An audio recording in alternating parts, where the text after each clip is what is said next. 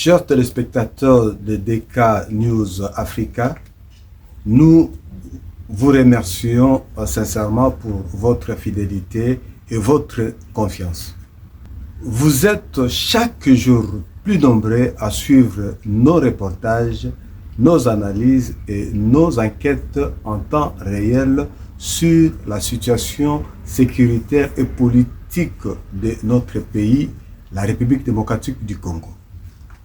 Restez connectés, continuez à liker nos vidéos, à vous abonner à la chaîne DK News Africa et à activer la cloche de notification pour ne rien manquer de nos prochains reportages. Aujourd'hui, nous vous présentons une analyse approfondie de la nouvelle dynamique militaire dans l'est du pays, marquée par la réduction de plusieurs combattants du M23-AFC ainsi que la nomination du général Amouli Siviri à la tête des opérations et renseignements de la 33e région militaire basée à Louvira dans la province du Sud Kivu. Cette évolution stratégique marque un tournant majeur dans la lutte contre le groupe armé qui continue d'ensangler le nord et le sud Kivu. Depuis plusieurs mois, la région du nord Kivu, notamment le territoire de Masisi, Rutshuru, Walikale et Kalehe, reste le théâtre d'affrontements meurtriers entre le FARDC et la coalition rebelle AFC-M23, soutenue, selon nous tous, par l'armée rwandaise. Cette guerre hybride mêlant des opérations militaires classiques et une propagande de terrain a conduit à une instabilité prolongée, fragilisant les communautés locales et provoquant de déplacements massifs de populations. C'est dans ces climats tendus que plusieurs combattants du M23, dont un major et un capitaine, ont décidé de déposer les armes et de se rendre à la 34e région militaire de FARDC. Cette réduction enregistrée au cours de la semaine écoulée s'inscrit dans un mouvement croissant d'affaiblissement de la rébellion, fragilisée par le récent frappe aérienne de l'armée congolaise et par la progression des résistants Wazalendo sur plusieurs fronts. Les informations confirmées par le major Dieudonné Kasereka, porte-parole de la 34e région militaire, font état de réductions multiples à travers plusieurs zones de conflit. Ces ex-combattants se sont présentés dans les territoires de Rutshuru, Masisi et Walikale au nord Kivu ainsi qu'à Kalehe dans le sud Kivu. Selon les premières enquêtes, la plupart de ces individus étaient des civils enrôlés de force par le mouvement rebelle, souvent sous menace ou après des enlèvements massifs. D'autres sont d'anciens militaires de FARDC ou de policiers congolais capturés à Goma et Bukavu, puis contraints de combattre sous le drapeau du M23. Leur réduction au-delà d'un geste de survie traduit une fatigue morale et stratégique au sein du mouvement rebelle. Les pertes humaines, des divisions internes et des baisses du soutien logistique venu de Kigali auraient contribué à cet affaiblissement.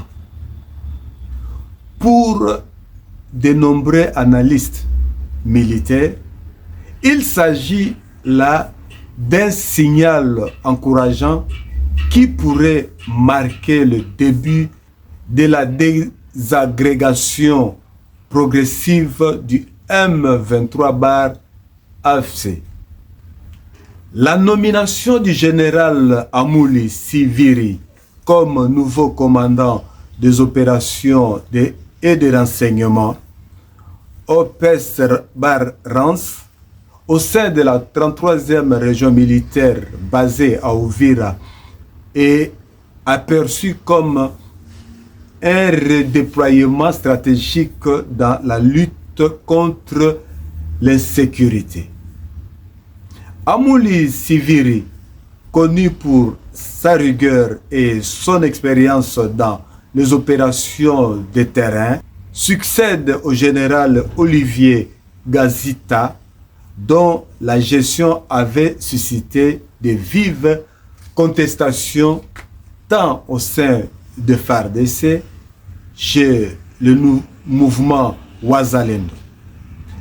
Son arrivée à ce poste clé vise à renforcer la coordination entre les forces régulières et les groupes de résistance locale tout en optimisant la collecte du renseignement militaire dans une région devenue le cœur du conflit. Cette nomination est également interprétée comme une volonté politique de Kinshasa de restaurer la confiance entre les civils et les forces armées et les autorités locales. En effet, la province du Sud Kivu, tout comme celle du Nord Kivu, reste un espace d'opération complexe où les alliances, les infiltrations et les trahisons se multiplient. Le Sud Kivu occupe une place cruciale dans la guerre de l'Est. Sa proximité avec les frontières du Rwanda et du Burundi en fait un carrefour militaire géopolitique hautement sensible. La ville d'Uvira, choisie comme siège provisoire de la 33e région militaire, sert désormais de poste avancé pour la surveillance et la sécurisation des axes frontaliers.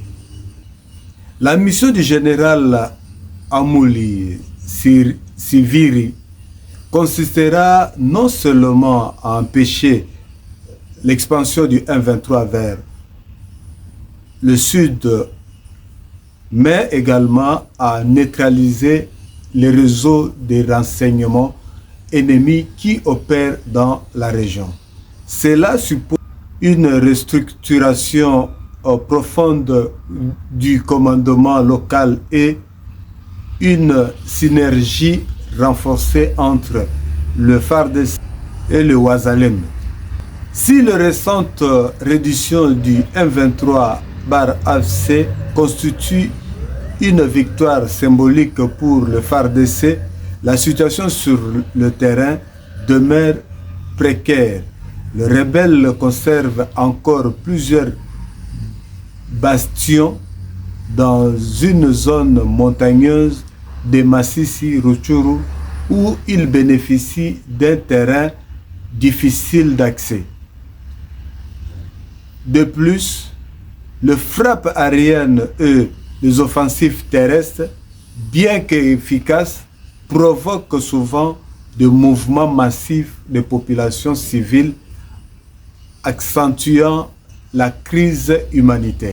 Par ailleurs, les accusations de violation du cessez-le-feu de l'armée congolaise, relayées par le M23 et ses soutiens régionaux, pourraient relancer les tensions diplomatiques autour du processus de Doha, qui, peinent à produire des résultats tangibles. Dans ces contextes, la communication militaire et la gestion politique du conflit deviennent aussi importantes que les opérations sur le terrain. L'État congolais doit continuer à affirmer son autorité tout en maintenant la discipline et la cohésion au sein de ses forces. Pour la population de Goma, Bukavu, Masisi, Walikale, Rutshuru et Kaleye, ces réductions apportent une lueur d'espoir. Beaucoup y voient un signe que la fin du calvaire approche, même si la paix reste encore un horizon lointain. Le courage de Wazalendo, la détermination des FARDC, le redressement du commandement militaire sont autant d'éléments qui laissent entrevoir une stabilité progressive de l'Est du pays. Chers téléspectateurs de DK News Africa, nous arrivons à la fin de cette analyse spéciale consacrée aux dernières évolutions militaires à l'est de la République démocratique du Congo. Nous vous remercions encore une fois pour votre fidélité, vos partages et vos encouragements constants.